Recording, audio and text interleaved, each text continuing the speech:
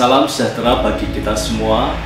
Kita berjumpa kembali dalam Suara Penggembalaan Gereja Isa Al-Masih Jemaat Banyumane. Hari ini kita akan merenungkan kebenaran firman Tuhan, dan firman Tuhan hari ini akan saya beri tema lapar dan haus akan firman Tuhan, yang terambil dalam Amos pasal 8 ayat 11. Demikian bunyi firman Tuhan. Sesungguhnya waktu akan datang, demikianlah firman Tuhan Allah, aku akan mengirimkan kelaparan ke negeri ini, bukan kelaparan akan makanan dan bukan kehausan akan air, melainkan akan mendengarkan firman Tuhan. Mereka akan mengembara dari laut ke laut dan menjelajah dari utara ke timur untuk mencari firman Tuhan, tetapi tidak mendapatkannya. Saudara yang terkasih di dalam Tuhan, firman ini yang ditulis oleh Amos, Nabi Amos, adalah sebuah nubuatan bagi bangsa Israel, di mana akan ada kelaparan dan kehausan akan firman Tuhan.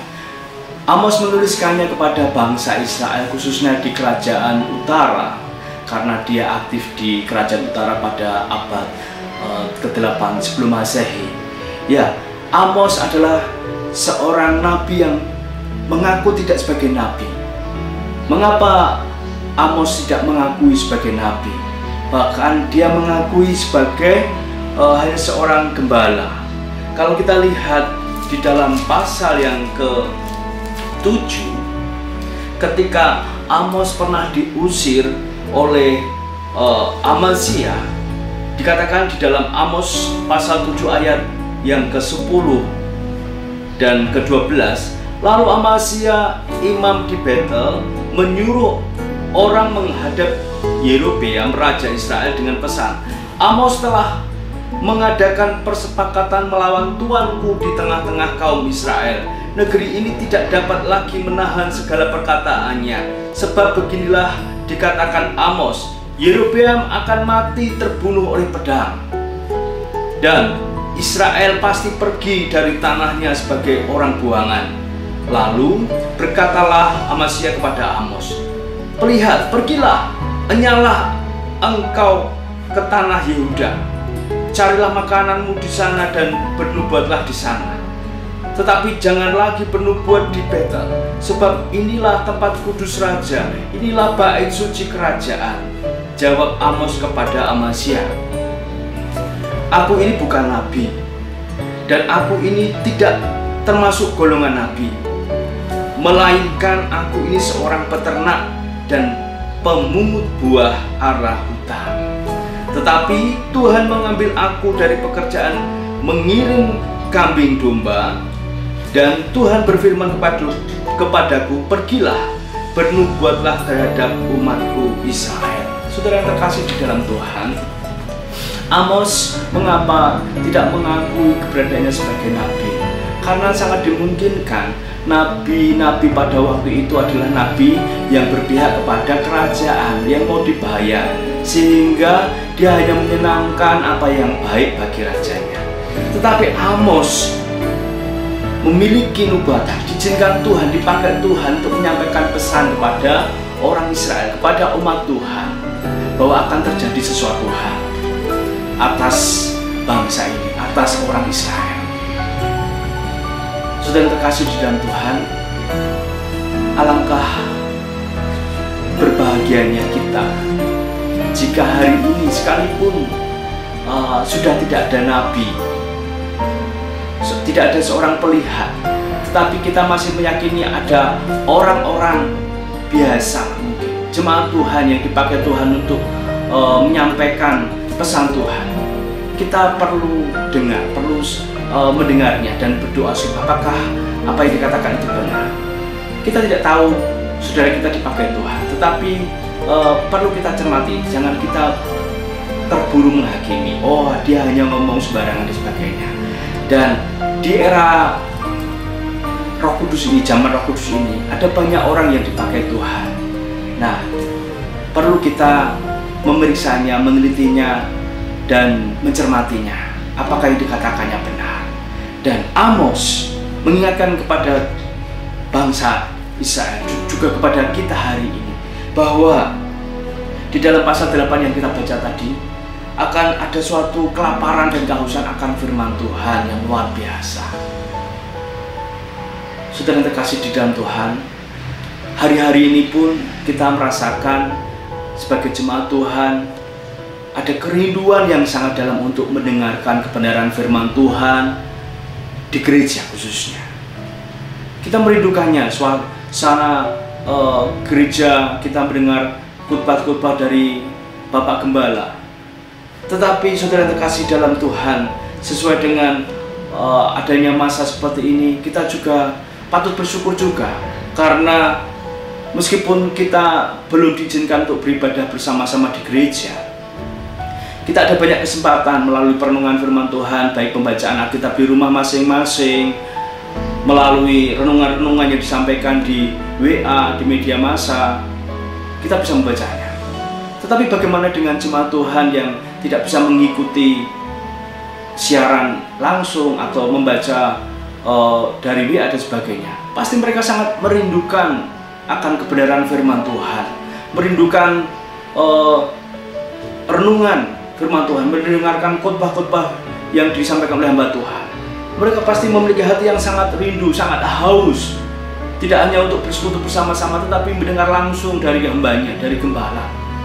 Nah, situasi semacam ini, ya, seperti firman Tuhan disampaikan, ada suatu masa yaitu lapar dan haus akan firman Tuhan. Tetapi saudara yang terkasih dalam Tuhan, bagi jemaat Tuhan, seperti Paulus katakan, baiklah yang imannya lebih bertumbuh dan lebih dewasa bisa memberikan informasi, membagikan firman Tuhan kepada yang masih lemah dan membutuhkan. Hari ini saatnya kita semua dipakai Tuhan untuk menyampaikan kebenaran Tuhan, firman Tuhan melalui hidup kita, melalui cara hidup kita.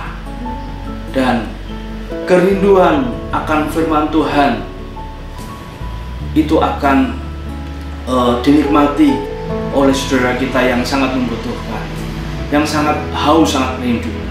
Dan kerinduan dan akan firman Tuhan, haus dan lapar firman Tuhan adalah sebuah kerinduan yang sangat baik. Seperti Daud, aku rindu sabdamu, aku rindu firman.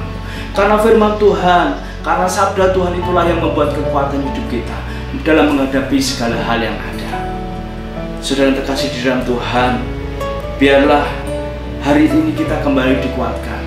Jika kita merasakan haus dan lapar akan firman Tuhan, kita patut bersyukur. Artinya roh kita ingin terus mencari Tuhan. Roh kita ingin terus bersekutu dengan Tuhan. Roh Kudus yang ada dalam hati kita, dalam hidup kita, terus ingin disegarkan, terus ingin menyegarkan kehidupan kita, sehingga kita memiliki hati yang rindu untuk mendengar firman Tuhan. Bapak Ibu yang terkasih di dalam Tuhan yang mendengarkan firman Tuhan pada hari ini, kita patut bersyukur. Sekalipun situasi masih seperti ini, ada kesempatan kita masih bisa mendengar melalui suara penggembalaan, kita patut bersyukur. Dan bagi kita semua yang sudah mendengarkan suara penggembalaan, kita bisa berbagi dengan saudara kita yang tidak bisa langsung mendengarkannya lewat media-media yang ada.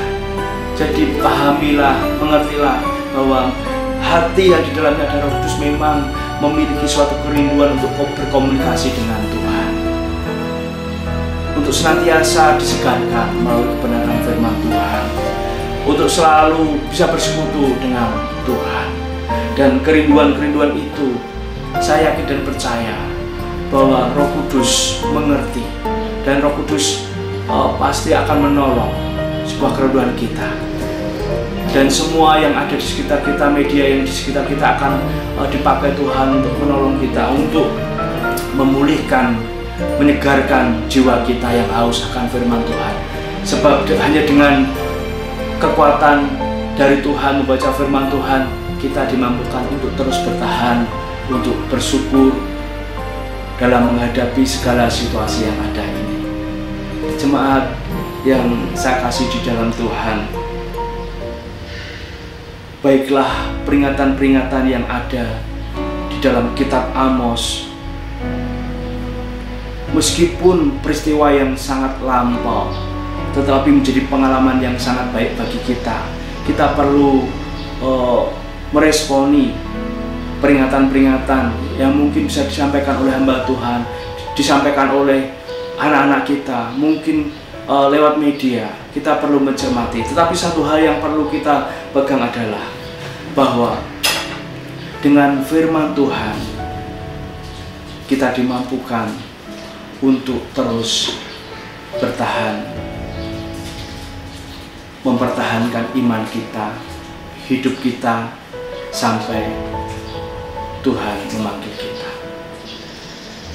Biarlah kebenaran firman Tuhan hari ini menguatkan saya dan saudara, sehingga kita terus dipuaskan oleh kebenaran firman Tuhan, dan kita juga akan menantikan dibukanya ibadah kembali, dan kita akan merasa bersukacita, bersyukur pada Tuhan.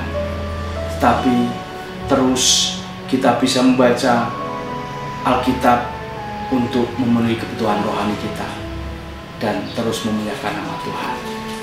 Amin.